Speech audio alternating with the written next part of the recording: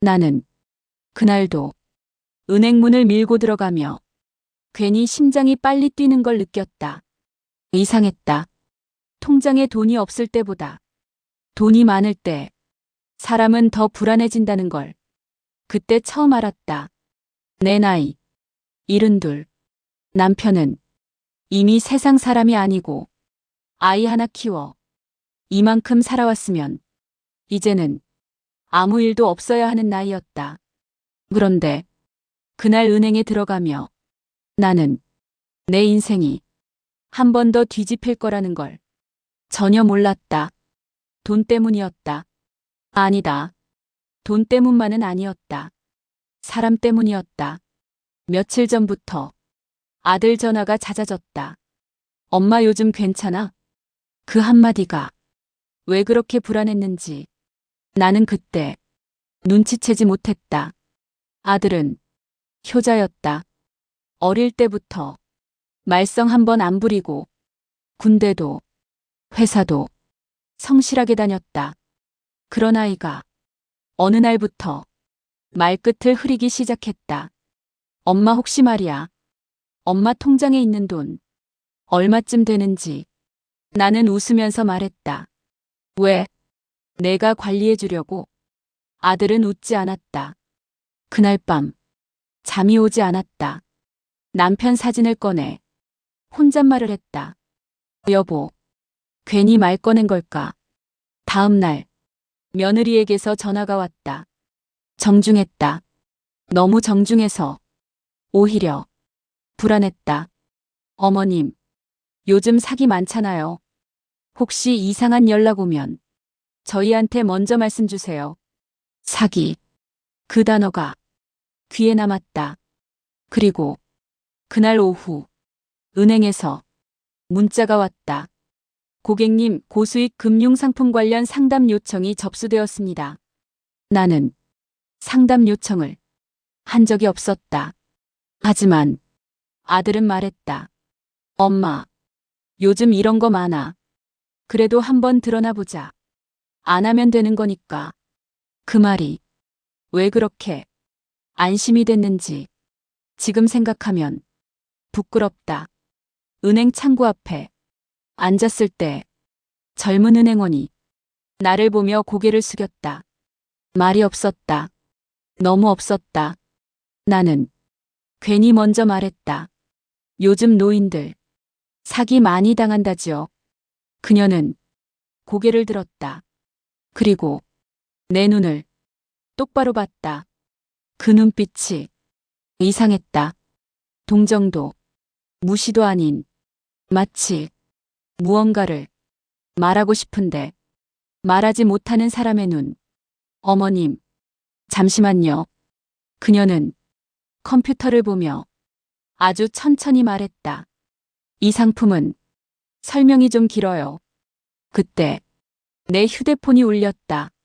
아들이었다. 엄마, 지금 은행이야? 나는 대답했다. 그래, 상담 중이야. 잠시 침묵. 그리고 아들이 말했다. 엄마, 직원이 뭐라 그러든 일단 진행해. 그 말이 지금도 귀에서 떠나지 않는다. 은행원은 서류를 출력해 내 앞에 내려놓았다. 그리고 아주 작게 메모지 하나를 같이 밀어놓았다. 나는 그걸 그때 보지 못했다.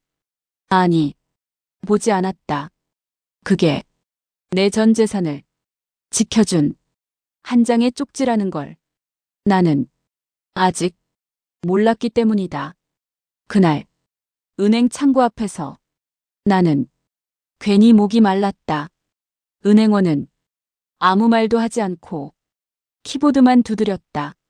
소리가 이상하게 크게 들렸다. 딸깍, 딸깍. 마치 시간이 줄어드는 소리처럼.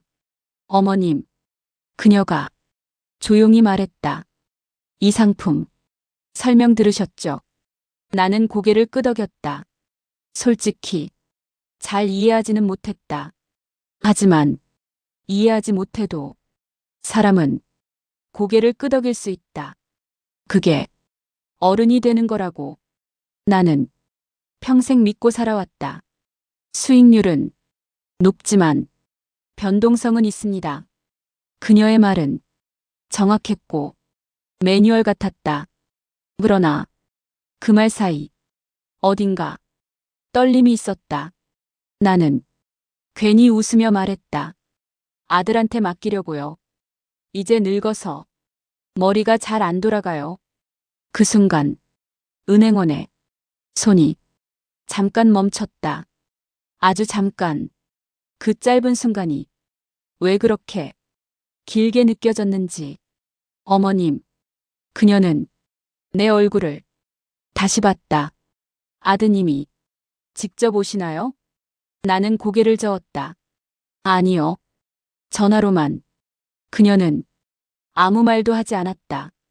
대신 서류를 한 장 더 출력했다. 그리고 이번에는 내 손이 그 종이를 먼저 잡았다. 서류 아래 하얀 메모지가 살짝 보였다. 나는 그제야 그걸 보았다. 메모지는 아주 작았고 글씨는 더 작았다. 읽지 않으면 그냥 지나칠 정도였다. 나는 몰래 그 종이를 손바닥으로 덮었다. 그리고 천천히 눈으로만 읽었다. 어머님, 지금 당장 나가세요. 순간 머리가 멍해졌다. 다음 줄이 있었다. 절대 누구 말도 듣지 마세요. 나는 심장이 쿵 내려앉는 걸 느꼈다. 그 글씨는 떨리지 않았다. 아주 단정했다. 장난도 우연도 아니었다. 나는 그녀를 봤다. 은행원은 내 눈을 피하지 않았다. 아니, 오히려 더 깊이 보고 있었다. 그 눈에는 부탁이 있었다. 두려움도 있었다. 그리고 결심도. 어머님, 서명하실 부분입니다. 그녀는 아무 일 없다는 듯 말했다. 그 말이 더 무서웠다. 나는 펜을 들었다. 손이 떨렸다. 그때 휴대폰이 다시 울렸다. 아들이었다. 엄마, 거기 직원, 괜찮아? 나는 대답하지 못했다. 아들은 계속 말했다. 엄마, 요즘 이런 기회 다시는 없어. 나는 입을 열었다. 아들아. 그 한마디에 아들의 목소리가 날카로워졌다. 엄마, 왜?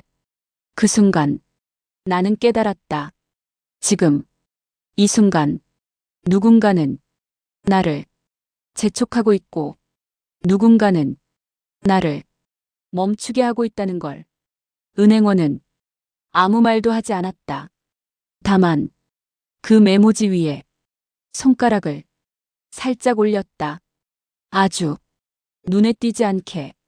나는 펜을 테이블 위에 내려놓았다.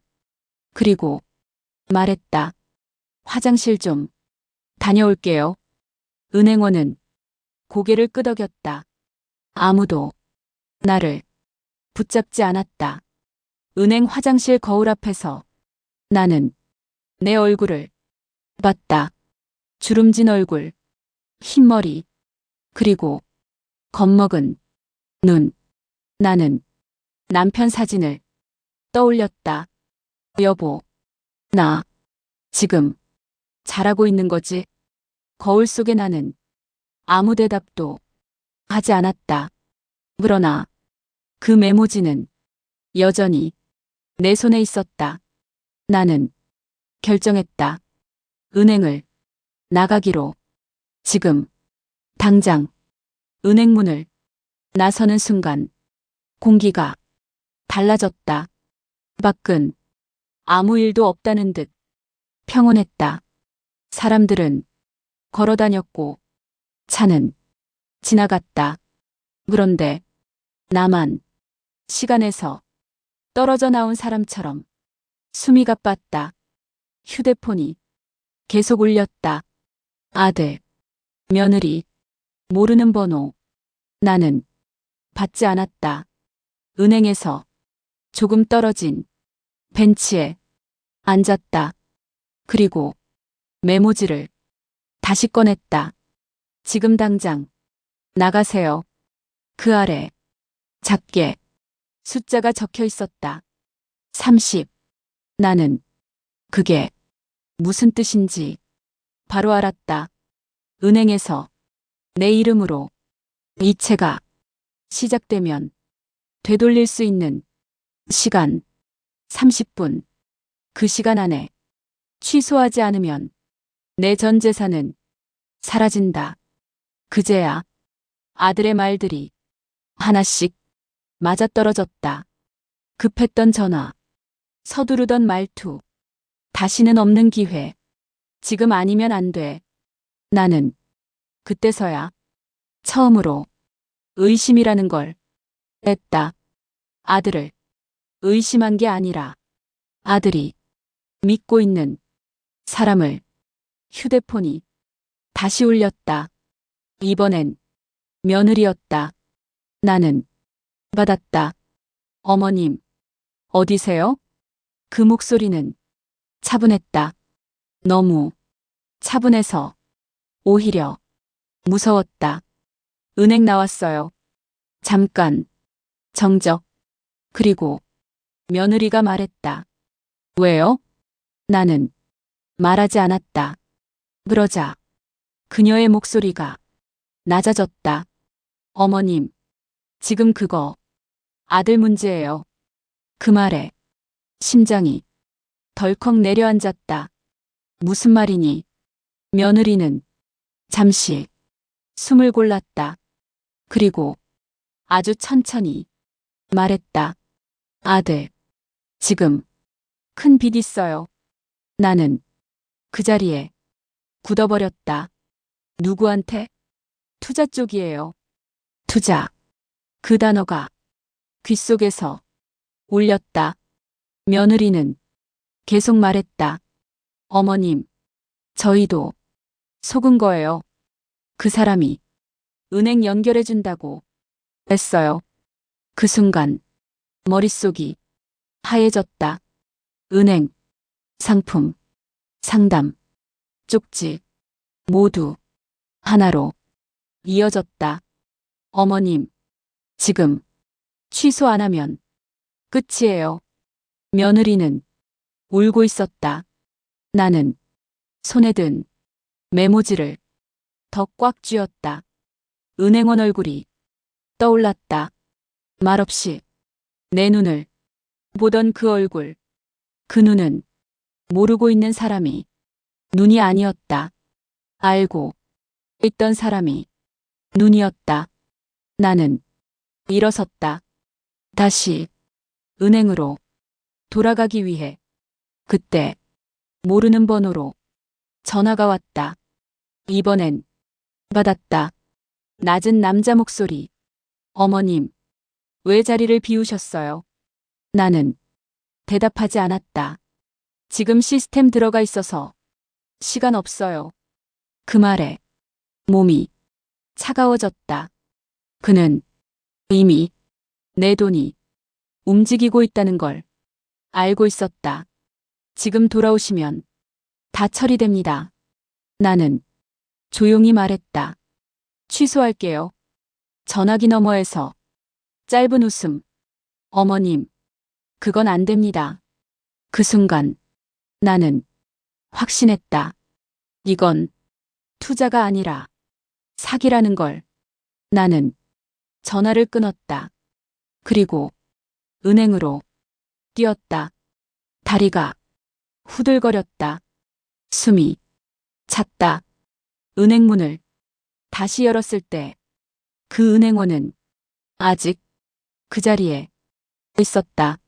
그리고 나를 보자마자 아주 작게 고개를 끄덕였다. 마치 잘 오셨어요. 라고 말하는 것처럼 은행안은 아까와 똑같아 보였다. 사람들은 번호표를 뽑고 창구 앞에 앉아 있었고 누군가는 웃고 누군가는 통화를 하고 있었다. 그런데 나에게는 모든 소리가 멀어져 있었다. 오직 심장 소리만 크게 들렸다. 쿵, 쿵. 나는 창구 앞으로 갔다. 그 은행원은 이미 서류를 정리하고 있었다. 내가 다가가자 그녀는 아무 말도 하지 않고 내 자리 쪽으로 의자를 살짝 밀어줬다. 나는 앉자마자 말했다. 취소할게요. 그녀는 고개를 끄덕였다. 너무 자연스럽게 마치 이 말을 기다리고 있었다는 듯. 어머님, 확인 절차가 필요합니다. 그녀의 목소리는 차분했다. 하지만 손은 아주 조금 떨리고 있었다.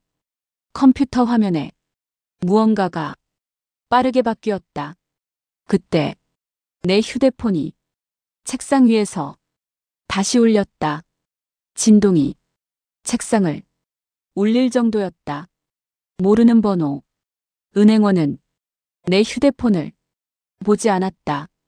대신 아주 작게 말했다. 받지 마세요. 나는 고개를 끄덕였다. 어머님, 이미 이체가 진행 중입니다. 그 말에 숨이 막혔다. 하지만 그녀가 이어서 말했다. 아직 취소 가능 시간 안에 있습니다. 나는 손을 꼭 잡았다. 부탁이에요. 그 말은 기도였다. 은행원은 주변을 한번 둘러봤다. 그리고 모니터를 살짝 돌렸다. 거기에는 빨간 글씨로 시간이 표시되어 있었다. 437, 4분, 37초. 나는 숫자를 보는 순간 다리가 풀릴 것 같았다. 어머님, 제가 지금 할 수 있는 건 규정상 여기까지입니다. 그녀는 천천히 말했다. 이 이상은 저도 문제가 됩니다. 나는 그녀를 보았다. 그녀는 젊었다. 아직 인생이 한참 남은 얼굴. 그 얼굴에 책임과 두려움이 겹쳐 있었다. 그때 그녀는 아주 작은 소리로 말했다. 그래도 잠시 멈췄다가 그래도 어머님 돈은 어머님 겁니다. 그 말과 함께 그녀는 키보드를 다시 두드렸다. 딸깍, 딸깍. 이번엔 그 소리가 구원의 소리처럼 들렸다. 갑자기 옆 창구에서 직원이 고개를 들었다. 왜 이렇게 처리 오래 걸려요? 은행원은 아무렇지 않게 말했다. 시스템 오류입니다. 나는 그 말을 평생 잊지 못할 것이다. 시스템 오류. 그 한마디로 내 인생이 멈췄고 내 돈이 멈췄다. 시간은 계속 줄어들었다. 210, 145. 내 손에서는 땀이 흘렀다. 어머님, 확인 한 번만 더 하겠습니다. 그녀는 마지막으로 물었다. 정말 취소하시겠습니까? 나는 숨을 들이마셨다. 그리고 말했다. 네. 그 순간 삑 짧은 알림음. 은행원은 화면을 응시했다. 1초, 2초. 그리고 그녀가 고개를 들었다. 취소. 완료됐습니다. 그 말이 내 귀에 제대로 들리기까지 몇 초가 걸렸다. 어머님, 끝났어요. 그제야 다리가 힘을 잃었다. 나는 의자에 기댔다. 은행원은 아무 말도 하지 않았다. 대신 컵 하나에 물을 따라 내 앞에 놓아주었다. 그 물이 그날 세상에서 가장 고마운 것이었다. 은행을 나설 때 세상이 다르게 보였다. 아까까지 나를 조이던 공기가 조금은 가벼워져 있었다. 은행원은 끝까지 내 이름을 부르지 않았다. 그저 조심히 들어가세요. 라고만 말했다. 나는 돌아서다 말했다. 고맙습니다. 그녀는 웃지 않았다. 다만 고개를 한번 숙였다. 그게 우리의 작별이었다. 집에 도착했을 때 아들은 이미 와 있었다. 소파에 고개를 숙이고 앉아 있었다. 나는 말없이 신발을 벗었다. 그리고 말했다. 끝났어. 아들은 고개를 들었다. 뭐가요? 돈 안 나갔어. 그 말에 아들의 얼굴이 무너졌다. 울음인지 안도인지 알 수 없는 그 얼굴. 엄마, 미안해. 그 말이 그날 가장 늦게 나왔다. 며느리는 내 앞에서 울었다. 어머님, 정말 죄송해요. 나는 아무 말도 하지 않았다. 그날은 혼낼 날이 아니었다. 살아남은 날이었다. 며칠 뒤 경찰에서 전화가 왔다. 같은 방식으로 당한 사람이 여럿이라는 이야기. 내 돈은 마지막 순서였다고 했다. 은행원 덕분에 살아남은 마지막. 나는 그날 은행에 다시 갔다. 이번에는 상담이 아니라 감사 인사를 하려고. 하지만 그 은행원은 보이지 않았다. 다른 직원에게 물었다. 여기 젊은 여자 직원 있었는데요. 그 직원은 잠시 망설이다 말했다. 다른 지점으로 이동했어요. 그 말에 의미를 나는 묻지 않았다. 그리고 묻지 않아도 알 것 같았다. 집으로 돌아오는 길 나는 생각했다. 돈은 잃을 수도 있고 다시 벌 수도 있지만 사람은 한번 잘못 믿으면 모든 걸 잃을 수도 있다는 걸. 아들은 그 이후로 돈 이야기를 꺼내지 않았다. 며느리는 매달 반찬을 들고 왔다. 말이 많아지지 않아도 그걸로 충분했다. 나는 아직도 그 메모지를 가지고 있다. 서랍 맨 아래에 지금 당장 나가세요. 그 문장은 사기에서 나를 구한 말이 아니라 인생에서 나를 구한 말이었다. 이제 나는 급한 말, 큰 수익, 지금 아니면 그 어떤 말에도 서두르지 않는다. 노년은 조심해야 할 시간이 아니라 천천히 확인하며 살아야 할 시간이라는 걸 그날 나는 배웠다. 그리고 혹시 이 이야기를 듣는 분이 있다면 부디 누군가 당신을 재촉할 때 한 번만 멈춰서 나가시길 그게 당신의 인생을 지킬지도 모르니까.